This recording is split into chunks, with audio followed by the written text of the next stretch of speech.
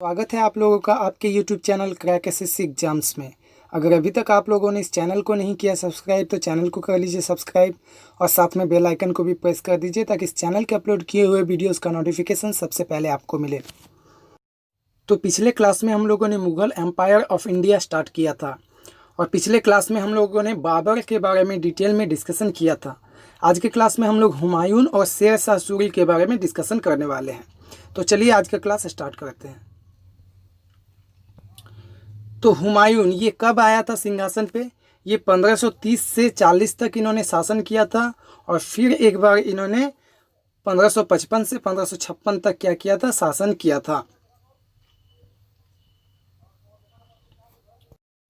He was born to Mahim Begum and Babur, अर्थात हुमायूं माँ के छिलेन महिम बेगम एवं बाबा के छिलेन बाबर। हुमायूं के माता कौन थे? महिम बेगम एंड उनके पिताजी थे Babar. The throne inherited by Humayun was not a bed of roses. A bed of roses मतलब होता है a simple situation, जहाँ पे सिचुएशन बहुत ज़्यादा सिंपल हो। तो जो सिंहासन इनको वंशगत रूप से मिला था, ठीक है, वहाँ पे सिचुएशन बहुत ज़्यादा इजी नहीं था, सिचुएशन बहुत ज़्यादा टफ था। उत्तराधिकार सूत्रे তিনি যে সিংহাসন পেয়েছিলেন সেটা কি a bed of roses, অর্থাৎ খুবই সিম্পল সিচুয়েশন সেখানে ছিল না। Babur had practically got no time to consolidate his position and authority. Consolidate मतलब क्या होता है? मजबूत करना। तो उनको टाइम ही नहीं मिला कि वो अपना पोजीशन और अथॉरिटी को क्या कर सकते हैं? मजबूत कर सकते। Before he could put the whole country as a stable basis. Stable basis, stable मतलब हो गया स्ट्रांग, ठीक है। तो वो अपने कंट्री को स्ट्रांग अवस्था में पहुंचाते उससे पहले ही क्या? ही वॉज गॉन, उससे पहले ही उनका मृत्यु हो चुका था। He did a blunder by dividing his empire among his three brothers Kamran, Hindal and Askari. তো তিনি একটা সাংঘাতিক ভুল করেছিলেন। ব্লান্ডার মানে হয় সাংঘাতিক ভুল। তো তিনি একটা সাংঘাতিক ভুল করেছিলেন। কি ভুল ছিল? যে তিনি তার এম্পায়ার সাম্রাজ্যকে ডিভাইড করে দিয়েছিলেন, ভাগ করে দিয়েছিলেন তার তিনটে ভাইয়ের মধ্যে। ভাইগুলো কে কে ছিলেন? কামরান, हिंदल एंड अस्करी। तो उन्होंने एक क्या किया था? बड़ी गलती की थी अपने एम्पायर को डिवाइड करके। किनके बीच? तो अपने तीन भाइयों के बीच। कौन कौन? कामरान, हिंदल और Askari. Built Dinpanah at Delhi as his second capital. तो दिल्ली का दीनपाना को उन्होंने क्या बनाया था? अपना सेकंड कैपिटल बनाया था। Defeated the Afghan forces in 1532। तो अफगानी जो शक्तियाँ थे उनको उन्होंने क्या किया था? डिफीट किया था, ठीक है, पराजित किया था। कब? तो 1532 में। किसने? तो हुमायूं ने। अच्छा, उनके बाद कौन आ गया? उनके बाद सिंहासन पे आ गया शेर शाह सूरी, ठीक है। कब से कब तक ये थे? 1540 से 1545 तक इन्होंने शासन किया था।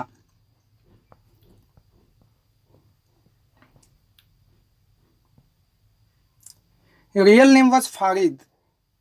तो शेर शाह सूरीर আসল নাম কি ছিল? Farid. Given the title Sher Khan by Babar Khan Lohani. তাকে শের খান টাইটেল দেওয়া হয়েছিল। কে দিয়েছিলেন? তো বাবর খান লোহানি। কে ছিলেন তিনি? তো গভর্নর ছিলেন, রাজ্যপাল ছিলেন বিহারের। তিনি তাকে শের খান উপাধি দিয়েছিলেন, টাইটেল দিয়েছিলেন। হু অ্যাপয়েন্টেড হিম ওয়াকিল ডেপুটি। আর যাকে তিনি কি অ্যাপয়েন্ট করেছিলেন? ওয়াকিল অ্যাপয়েন্ট করেছিলেন। तो उनका रियल नाम क्या था? फारिद। गिवन द टाइटल ऑफ शेर खान, ठीक है, उनको एक टाइटल दिया गया था शेर खान। किन्होंने दिया था? तो बिहार के गवर्नर बाबर खान लोहानी ने दिया था, जो कि उनको बाद में अपॉइंट किए थे वकील, ठीक है। Became the master of Delhi after the exit of Humayun. तो हुमायूं जब चले गए थे उनके बाद इन्होंने क्या? मास्टर बन गए थे। ये कहाँ का? दिल्ली का। Crushed the Rajput forces of Mewar at Sammel in 1544। तो 1544 সালে তিনি কি করেছিলেন? রাজপুত শক্তিগুলোকে তিনি ক্রাশ করেছিলেন, অর্থাৎ ডিফিট করেছিলেন। तो 1544 में उन्होंने राजपूत शक्तियों को कहाँ का? मेवाड़ का क्या किया था? उनको डिफीट किया था। Died in 1545। और 1545 में इनका मृत्यु हुआ था while campaigning against Kalinjar fort, ठीक है। कैंपेन मतलब हो गया चुनाव प्रचार, तो वो चुनाव प्रचार कर रहे थे कहाँ पे, कलिंजर फोर्ट के पास, ठीक है। वहीं पे उनका क्या हो गया था, मृत्यु हो गया था उसी time. He was the son of Hasan Khan, तो তিনি কার পুত্র ছিলেন, হাসান খানের তিনি পুত্র ছিলেন। আর এই হাসান খান কে ছিলেন, জাগিরদার ছিলেন সাসারামের। সাসারাম কোথায়, বিহারে অবস্থিত। 1527-28 में क्या हुआ था, ही ज्वाइंड बाबर सर्विस, तो बाबर के सर्विस को इन्होंने ज्वाइन किया था। And then return to south Bihar as deputy governor, और उनके बाद ये डेप्यूटी गवर्नर बन के साउथ बिहार में आ गए थे। And guardian of minor king, और ये गार्जियन बने थे एक छोटे से किंग, कौन, जलाल खान लोहानी के।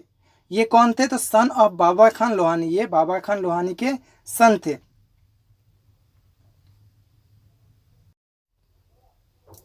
शेरशाह यूसुफ्स थ्रोन एज हजारत ई अला, अर्थात उन्होंने, यूसुफ्स मतलब होता है हड़प लेना, उन्होंने सिंहासन हड़प लिया था, क्या नाम से, तो हजारत ई अला नाम से। He gained Chunar by marrying Lad Malika, Lad Malika कौन थे, वीडो थे, अर्थात विधवा थे। किनके, तो गवर्नर ऑफ चुनार फोर्ट के जो वीडो थे उनसे इन्होंने विवाह किया था, और उसके बाद इनको क्या मिल गया था, चुनार फोर्ट मिल गया था, ठीक है।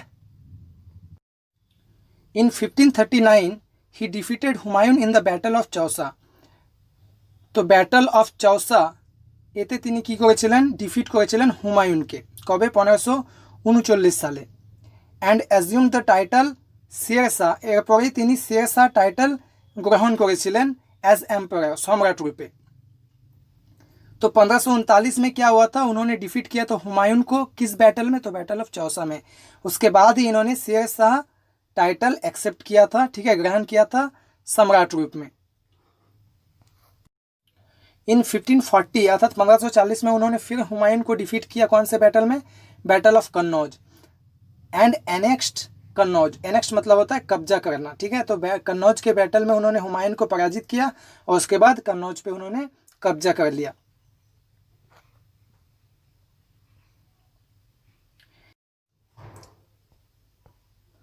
एज एन एम्परर ही कॉन्क्वेस्टेड मालवा, अर्थात सम्राट रूप में उन्होंने कहाँ कहाँ जीत हासिल किया था, तो मालवा में, रणथंबोर में, रेजिन में, राजपुताना एनेक्सेशन ऑफ मेवाड़ में, चित्तौड़ में, एंड कहाँ लास्ट में कलिंजर में, कब, 1545 में।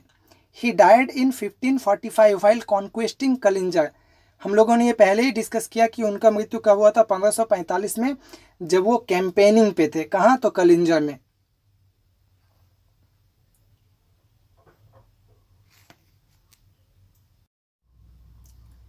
During his brief rain of 5 years he introduced a brilliant administration, तो 5 साल के छोटे से शासनकाल में इन्होंने क्या, एक प्रतिभावान, प्रतिभाशाली प्रशासन इन्होंने इंट्रोड्यूस किया था।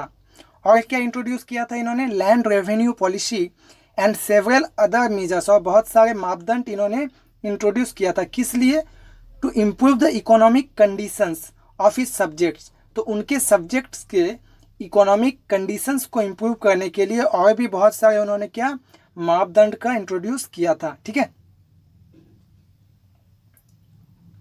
He issued the coin called रुपया, उन्होंने एक कॉइन का शुरुआत किया था, क्या नाम का, रुपया नाम का।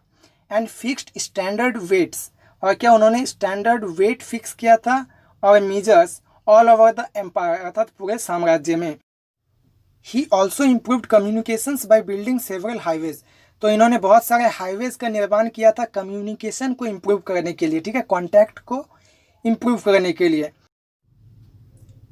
ही build the Grand Trunk Road, अर्थात जिसको हम लोग जीटी रोड के नाम से जानते हैं, अर्थात जीटी रोड का निर्माण भी शेरशाह सूरी ने ही किया था। दैट रन्स, जो कहाँ से कहाँ तक कनेक्टेड था, कलकत्ता से पेशावर तक कनेक्टेड था। ही सेट अप कॉन्टेनमेंट, कॉन्टेनमेंट मतलब होता है सेना निवास, कॉन्टेनमेंट माने हलो सेनावास, जेखाने सेना थाके। In various parts of his empire, तो अपने एम्पायर के बहुत सारे हिस्से में इन्होंने क्या किया था, सेना निवास का स्थापना इन्होंने किया था।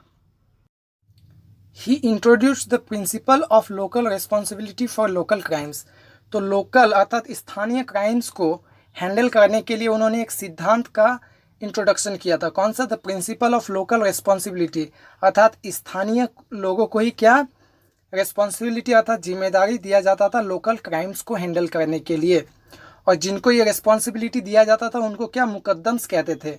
और अगर ये लोग कल्प्रिट्स अर्थात अपराधी को खोजने में सक्षम नहीं होते थे तो उनको क्या पनिश किया जाता था। Land was measured and 1/3 of the average was fixed as land tax. तो लैंड को वो लोग मापते थे और 1/3 ऑफ द एवरेज, और एवरेज का 1/3 को क्या वो लोग फिक्स करते थे as land tax. The peasant was given a patta, पट्टा मतलब हो गया लीगल डॉक्यूमेंट, तो एक डॉक्यूमेंट देते थे किसको? पीजेंट्स को अर्थात किसान को। एंड अ काबूलियत, काबूलियत मतलब हो गया डीड ऑफ अग्रीमेंट, जो अग्रीमेंट हुआ है उसका एक कागज उनको दिया जाता था। विच फिक्स्ड, जो फिक्स करता था क्या? द पीजेंट्स अर्थात किसान का राइट्स अर्थात अधिकार और taxes. Zamindar were removed and the taxes were directly collected. इसके बाद से क्या हुआ? जमींदारों को हटा दिया गया और टैक्स को क्या डायरेक्टली कलेक्ट करने लगे वो लोग। ही बिल्ड पुराना किला एट दिल्ली। तो पुराना किला नामक একটা फोर्ट अर्थात दुर्ग তিনি निर्माण করেছিলেন কোথায়? दिल्लीते। तो पुराना किला नामक एक फोर्ट उन्होंने दिल्ली में बनाया था। ही वॉज बरीड इन सासाराम, उनको दफन कहाँ किया गया था? सासाराम में। ये कहाँ स्थित है? ये बिहार में स्थित है। Sher Shah was succeeded by इस्लाम शाह। तो शेर शाह के बाद सिंहासन पे कौन आया था? इस्लाम शाह। और इस्लाम शाह के बाद कौन आया था? तो मोहम्मद आदिल शाह। सो आज के क्लास में हम लोगों ने दो इम्पॉर्टेंट मुगल सम्राट हुमायूं और शेर शाह सूरी के बारे में डिटेल में डिस्कस किया। अगर ये क्लास आप लोगों को अच्छा लगा है तो प्लीज़ अपने दोस्तों के साथ वीडियो को शेयर कीजिए, वीडियो को लाइक कीजिए और हमारे चैनल को सब्सक्राइब कीजिए। और साथ ही साथ हमें टेलीग्राम, फेसबुक, व्हाट्सएप, इंस्टाग्राम सभी जगह फॉलो कर लीजिए। इनका लिंक आपको इस वीडियो के डिस्क्रिप्शन में मिल जाएगा।